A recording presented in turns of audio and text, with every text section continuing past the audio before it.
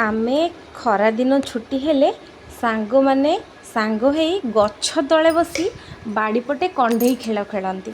आउ छोट छोट नड़िया सड़ई रे बाली पाउंस ताकू भात डाली चुली रांधि रोषेई करी खेल खेलती। आम छुआ माने बा सेटाकू केमती न करिवे कहिले।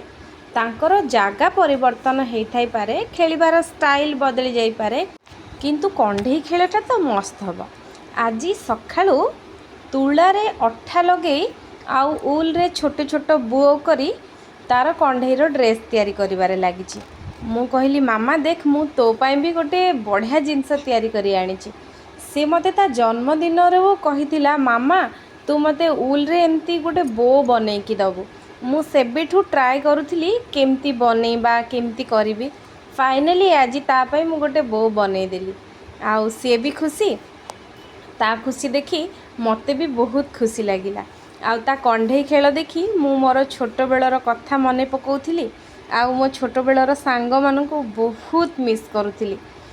सी ता डॉल पाई ड्रेस बनौथिला आउ मु मो डॉल पाई क्लिप बनौथिली।